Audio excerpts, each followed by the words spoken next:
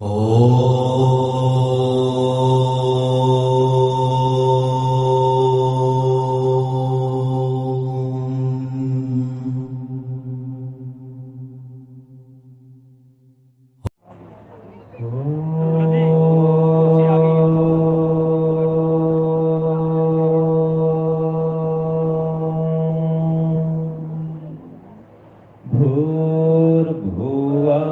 स्वः तत्सवितुर्वरेण्यं भर्गो देवस्य धीमहि धियो यो नः प्रचोदयात्। वेदाहमेतं पुरुषं महन्तम्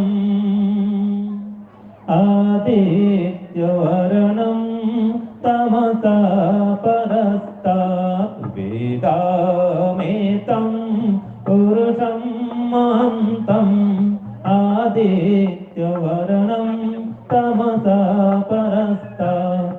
तमेव विदित्वा अतिमृत्युमेति तमेव विदित्वा अतिमृत्युमेति नान्या पन्था विद्यते अनाय नान्या पन्था विद्यते अनाय।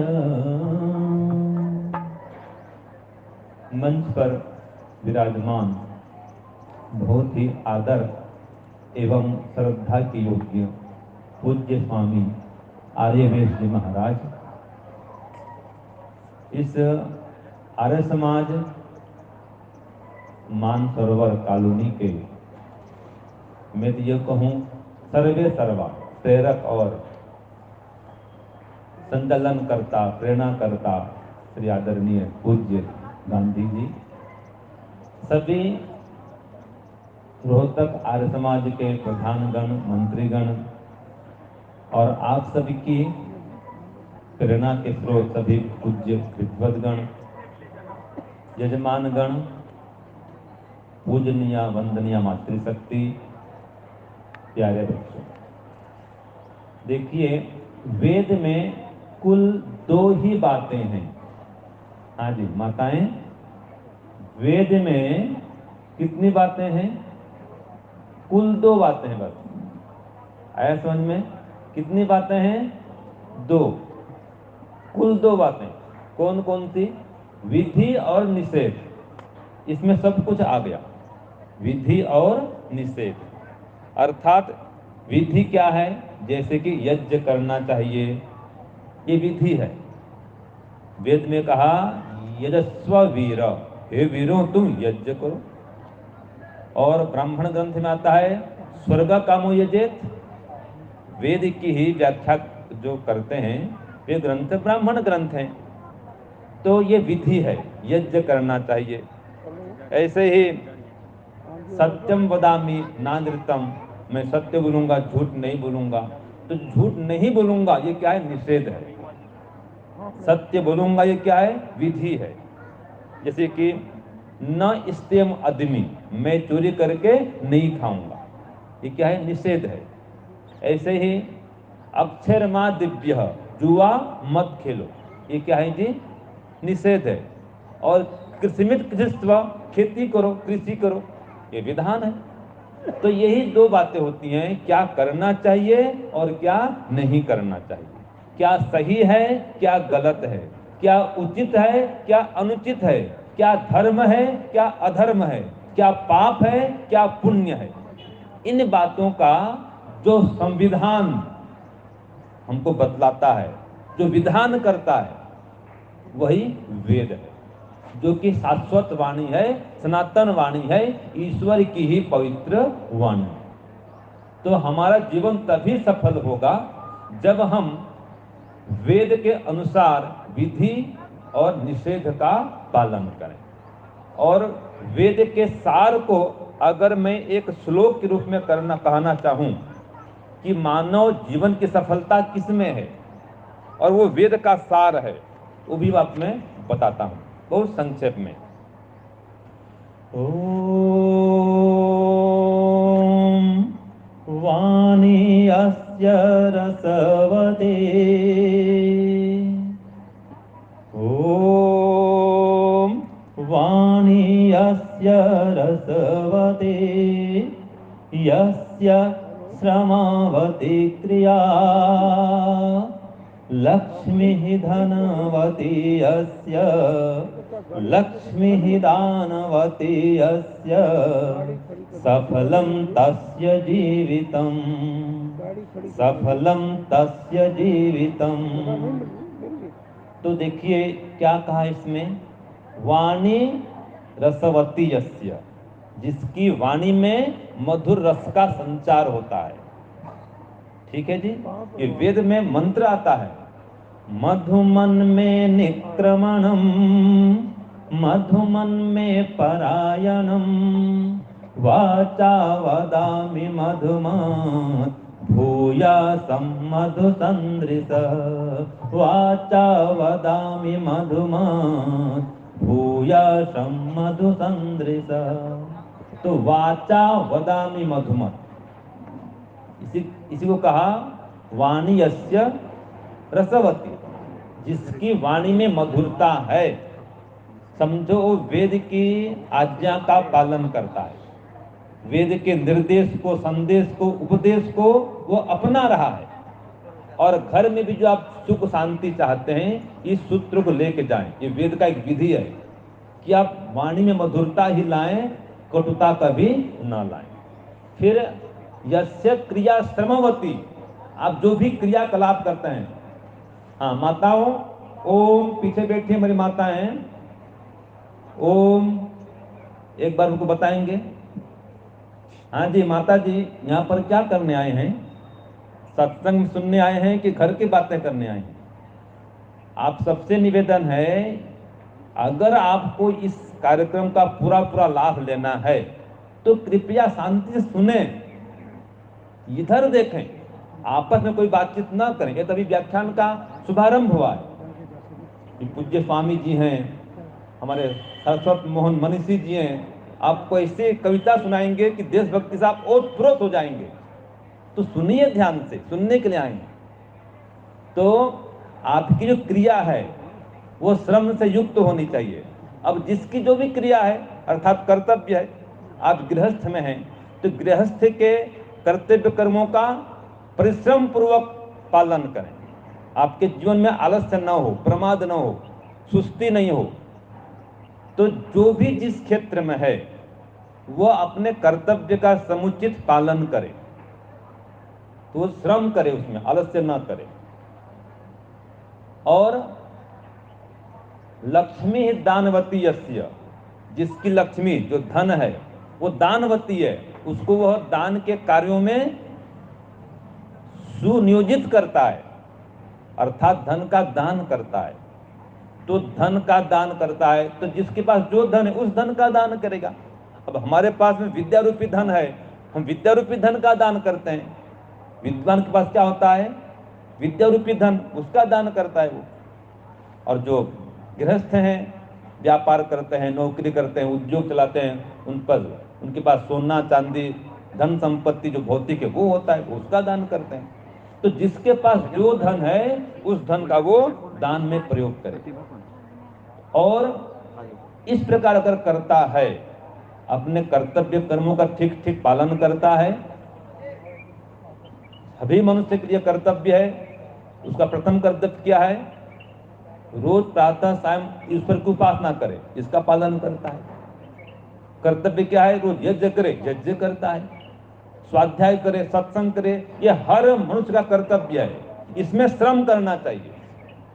तो जिसके जीवन में इस प्रकार का परिश्रम है, धन का सदुपयोग है, वाणी में मधुरता है, तो समझें उसका जीवन सफल है।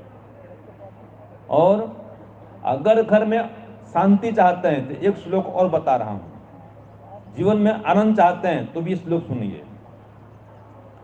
उद्योगे नास्ति दारिद्र्यम्, उद्योगे नास्ति दारिद्र्यम्, जपतो नास्ति कलहम्, कलहो नास्ति जपत, हाँ, जपतो नास्ति कलहम मौने च, हाँ भूल हो गया, मौने च कलहो नास्ति नास्ति जागरिते भयम।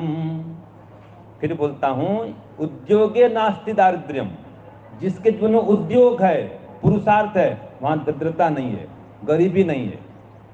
और जपतो नास्ति पातकम, ये है जिसके जीवन में जप है वहां पाप नहीं ठहर सकता है। और मौने च कलहो नास्ति, अगर आप मौन रहते हैं, शांत रहते हैं, तो कोई कलह नहीं बढ़ेगा, झगड़ा नहीं बढ़ेगा। और जो जागरूक है वो कोई भयभीत नहीं होगा। तो आज हम जागरूक बने, हर प्रकार से देश के प्रति, समाज के प्रति जागरूक बने, अपने संतानों के प्रति भी जागरूक बने। क्या हम अपने संतानों को संस्कार दे रहे हैं? क्या गृहस्थ के धर्म का पालन कर रहे हैं?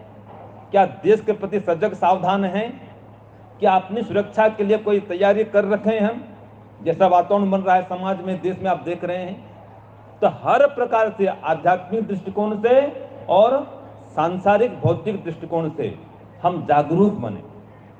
और घर में हैं तो मैंने पहले भी कहा था, मधुर वाणी प्रयोग करें और शांत मौन रहना भी सीखें। पति पत्नी में झगड़ा क्यों होता है? एक कारण मुख्य यही है कि दोनों ही जब बोलते तो कोई भी एक चुप नहीं होता है। बस ईगो को, मैं बड़ा हूं, मैं सही कहती हूं, पत्नी कहती है, पति कहता है मैं सही कहता हूं। तो दोनों ही सही कहते हैं तो फिर कोई झुकता नहीं है। तो जब तक एक व्यक्ति मौन नहीं रहता है तो झगड़ा शांत नहीं होती है। तो परिवार में शांति चाहते हैं तो कम से कम एक व्यक्ति को, जब दो व्यक्ति बोलते हैं तो मौन हो जाना चाहिए। और जो व्यक्ति पुरुषार्थ करता है तो कोई कमी नहीं रहती है। तो जीवन में आलस्य नहीं हो, पुरुषार्थ हो। जप करेंगे तो पाप नहीं रहेगा, संस्कार आपके आध्यात्म के बने रहेंगे। तो अपने जीवन को जप से ओतप्रोत बनाएं। तो हम तो पढ़ते हैं शुद्ध ज्ञान, शुद्ध कर्म, शुद्ध उपासना, इन तीनों से ही जीवन की सफलता होती है। तो जप से, ध्यान से आप साधना करें, कर्म से पुरुषार्थ पूर्वक आगे बढ़े, निष्काम कर्म करें, और ज्ञान से अपने संस्कारों को परिमार्जित करें, कुसंस्कार को खत्म करें। तो स्वाध्याय भी करें, सत्संग भी करें। तो शुद्ध उपासना, साधना, ये माध्यम है जीवन को सफल करने का। उसमें मौन साधना भी चाहिए। और जो कर्तव्य कर्म करते हैं, अगर आप गृहस्थ हैं तो पंच महायज्ञ का अनुष्ठान करें। यह है संवृत्ति क्रिया, श्रम से युक्त, तो इसमें श्रम करें। अगर गृहस्थ में तो पंच महायज्ञ करें। धन खूब भगवान ने दिया तो और दान करें, और धन बढ़ेगा। आपने आज तक कभी सुना है कि दान करते करते किसी व्यक्ति में गरीबी आई है? कोई दान बहुत कर दिया तो दान करने से वो गरीब हो गया, कभी सुना आपने? नहीं सुना। जितना दान देंगे धन बढ़ता है, यह कीर्ति फैलती है। तो धन का सदुपयोग ऐसा होता है। और अंतिम काल में कोई मित्र होता है तो दान ही होता है। मरने वाला का मित्र कौन होता है? दान होता है। ईश्वर की भक्ति ही उसे सुख देती है। तो ईश्वर की भक्ति है, दान है, पुण्य है, धर्म है, ये जब तक जीवन का अंग नहीं बनता है तब तक जीवन सफल नहीं होता है। तो मूलभूत बातें यही हैं कि आप जो भी सुनते हैं, आगे सुनेंगे भी, उसको जीवन में उतारें। 25% लाभ होता है सुनने से, फिर 25% और लाभ होता है सुन करके उस पर मनन करने से, चिंतन करने से। और फिर उस पर चिंतन मनन करके जो आपने निर्णय किया है उसको फिर उपदेश भी करेंगे, सुनाएंगे भी दूसरों को, तो 25% और लाभ होगा। और फिर जब उसको आचरण में ले आते हैं तो पूरा 100% लाभ होता है। तभी जीवन सफल होता है, जिसे हम कहते हैं श्रवण, मनन, निधिध्यासन, साक्षात्कार। तो आगम काल, स्वाध्याय काल, प्रवचन काल, व्यवहार काल। तो जो भी आप सुनते हैं, पढ़ते हैं, वो आपके जीवन में उतर जाए, बस इसी में जीवन की सफलता है। तो आज मैंने कहा जीवन की सफलता किसमें है? वेद में दो बातें हैं, विधि और निषेध। जो जो सत्कर्म है उनको करें, ये विधि है। जो जो दुष्कर्म है उनको न करें, ये निषेध है। तब आपका जीवन सफल बनने वाला है। तो अंतिम में एक श्लोक और बोल के वाणी को विराम देता हूं। कर्तव्यम एव कर्तव्यम प्राणः कंठः गतैरपि अकर्तव्यम न कर्तव्यम प्राणः कंठः गतैरपि। जो कर्तव्य कर्म है उसको जरूर करें, जो कर्तव्य कर्म नहीं है, अकर्तव्य, उसे कभी भी न करें। तो इस प्रकार आपका जीवन सफल बनेगा और आप सभी सुखमय श्रेष्ठ जीवन को धारण करेंगे। इतना कहते हुए आप सभी के उत्तम स्वास्थ्य और दीर्घ आयु के लिए प्रार्थना करते हुए वाणी को विराम देता हूं। ओम शांति ओम शांति।